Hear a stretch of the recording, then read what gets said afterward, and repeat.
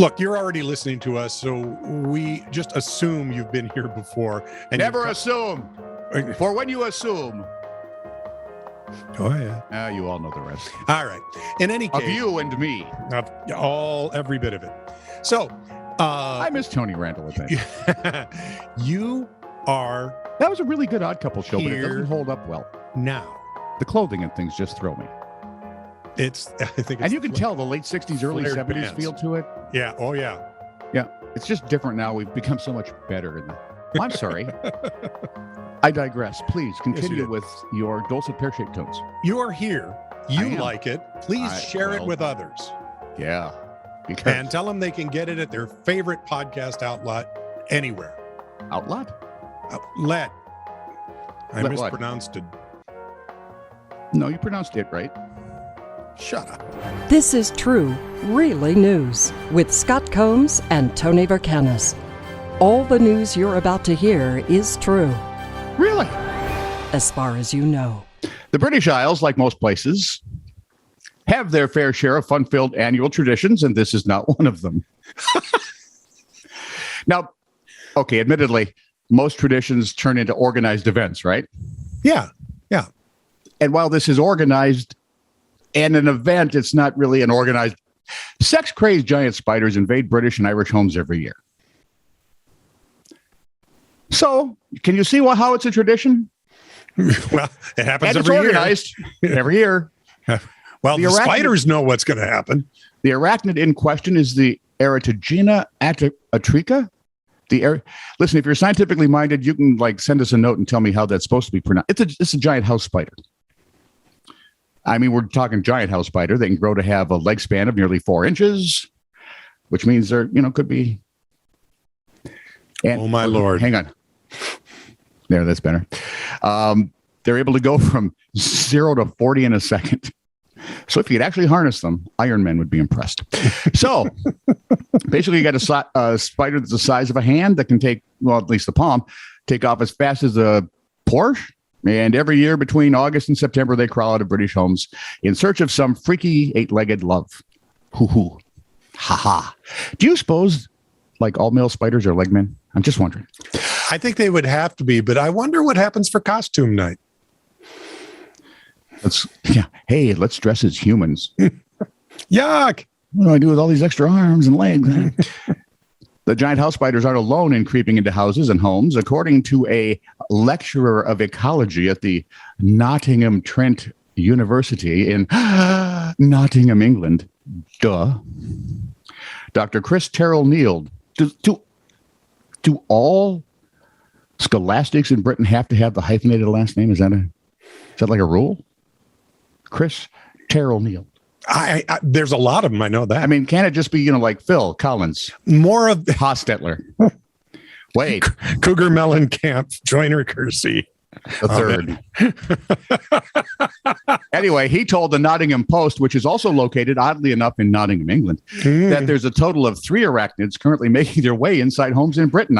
I'm just looking forward to going to Britain in the fall. The giant house spider. Wait, I could be having a stroke or a small heart attack. How do you tell the difference? The giant house spider is merely the biggest of them. In fact, they're one of the largest spiders in all of Northern Europe, if you want that for trivia night. The other 2 are the daddy long legs. They're definitely legmen. And the crowned orb weaver, better known as the garden spider. Garden spider. Just not very flashy. They usually stay in hiding within garages and attics, but when August hits, male spiders' hormones go nuts. And in their quest for spidey lust, they start moving across places they would always avoid like the plague, your walls, floors, kitchen tables, bathrooms, beds, everywhere you don't want to see a spider, which is basically the size of the palm of your hand. Fred, there's some women here somewhere. No, we just have to find those wenches. Although giant house spiders can live up to 6 years, which means technically for 6 years, you could have the same spiders going, boy, Phil, I think we should have found a different bar. There is one silver lining. When the males do finally get some, when they finally get busy, they drop dead. Hey, this is no good. I know a few wives that go, At least, human wives. I don't know any spider wives. Yeah. No. At least the invaders die off as quickly as they appear, usually. Because if they don't manage to score, they go back to where they normally go because the hormones wear off, and then they wait again for August and get all spider nuts. Now, that spider weird, I guess, would be better. Thank you. You bet. Now, after being creeped out, the question is, should you be worried about these rascals? Should I be worried about these rascals? Glad you made rehearsal. No, not really. Despite the size of them, about the size of the palm of your hand. Have I mentioned that? Yeah, a number of The giant house spider can only hurt your sanity, mostly. According to Terrell-Neild, they're not dangerous, but they can give you a nip. Now, you have to remember he's British. His idea of a nip would be comparable to a bee sting. Yeah.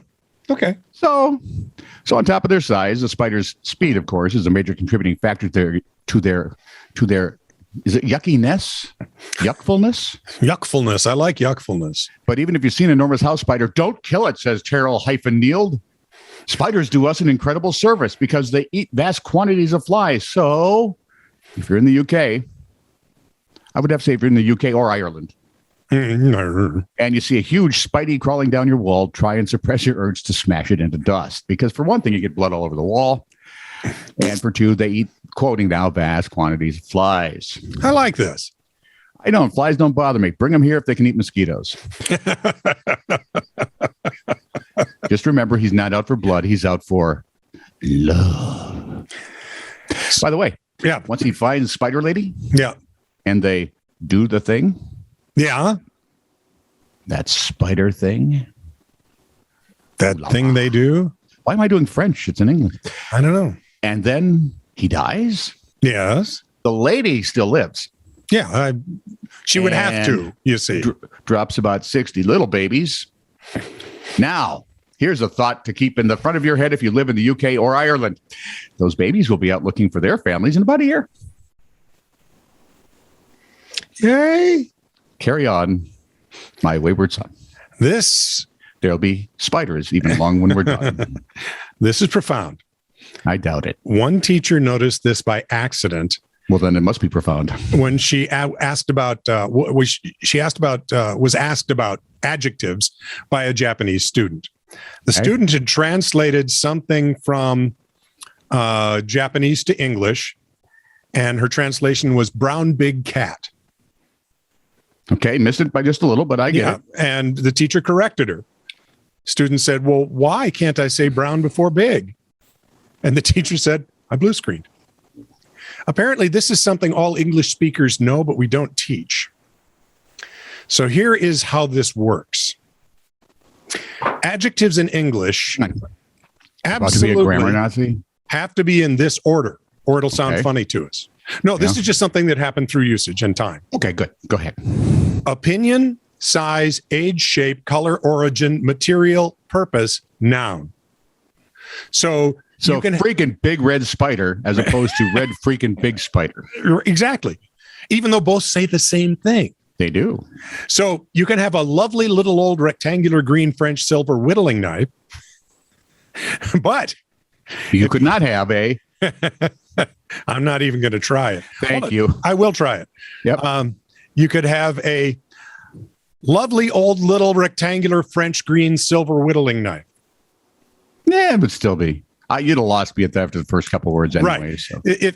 Because I just get bored. But if you mess with the word order, you sound like a maniac, right? Everyone goes, what the heck? It's an odd thing that every English speaker uses that list. And it just comes that way. Yeah. We just, through habit. Almost none of us could write it out. So English as a second language, they don't have that impediment. Yeah, they have that. Exactly. Also, size comes before color. So green great dragons can't exist. Are you listening, British Isles? Great green dragons are plentiful everywhere. Thank you, Pete. Tony. Okay. So I'm checking out. Is it Oddie? Is one of the places I look for stories. Oh, okay. And places that look with words sometimes get, excited about words.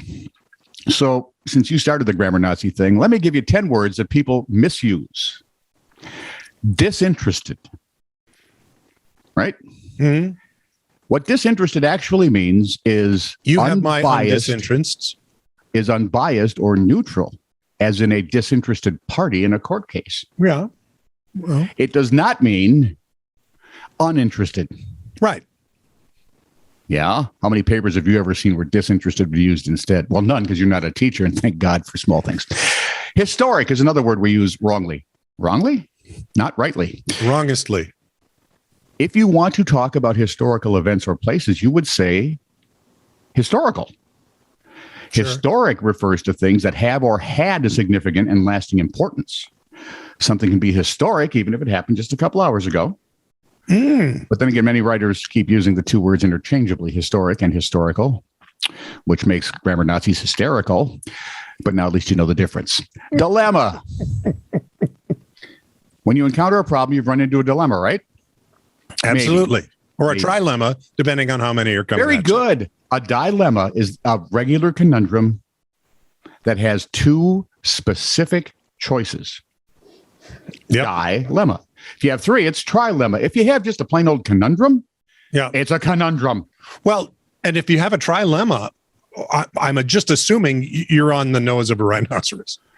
And if you Well, they don't have two other horns. They only so have two horns. suppose Spider-Man is being attacked by Dr. Octopus, Okay.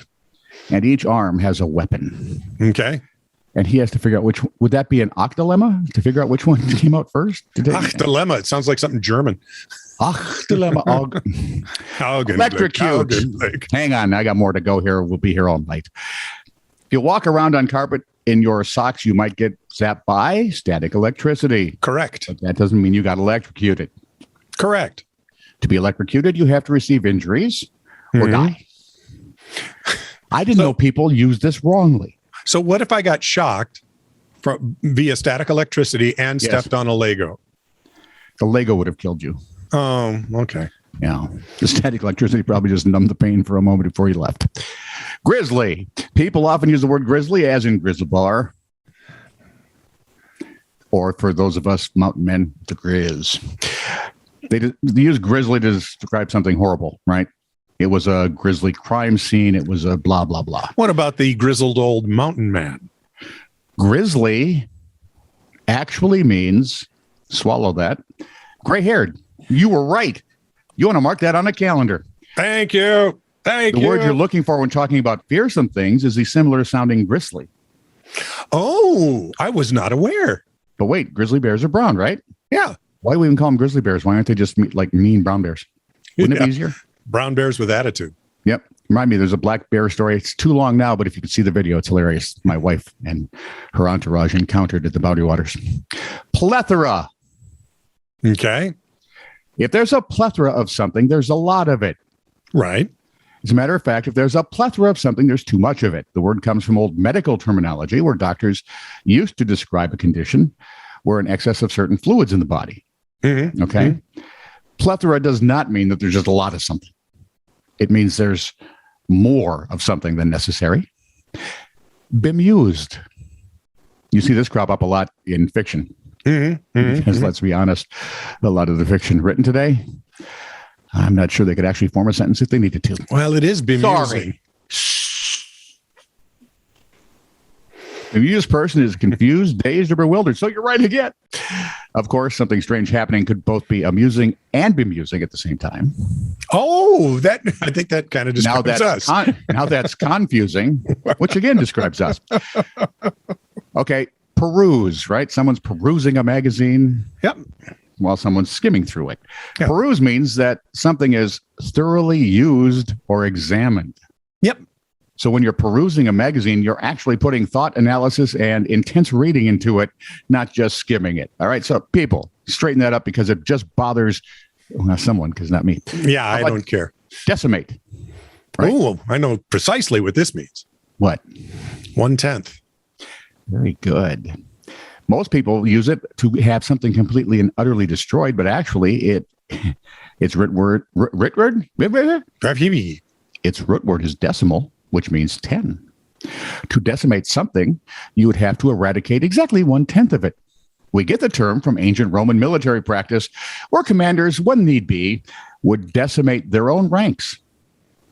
Yes, they would execute every 10th legionnaire to keep the survivors in line to the ever popular fear.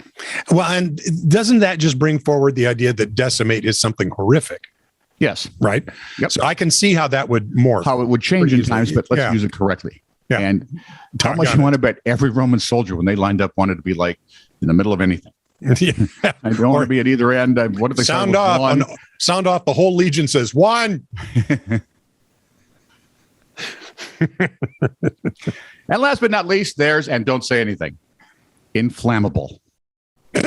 Most folks know Dr. Nick Rivera from The Simpsons. Inflammable means flammable? What a country. Indeed, a lot of people think inflammable means unable to catch fire, but once again, the real meaning is the other way around. Inflammable means things burst into flame way too easily. So you've got inflammable, flammable, inflammable, non-inflammable, and I believe it was it George Carlin who said, Yes. for God's sake, either a thing flams or it doesn't. Which I just love. So true. It's either flammable or non-inflammable. Actually, it's either flammable or non-flammable. Be done with it. Yeah. We don't need the extra in. Because we all know that Carlin was right. Either a thing or it. And he also pointed out that apples make lousy sandwiches. That's true. Yeah. And he had a weird sort of thing going on with sports, but that's a whole nother story.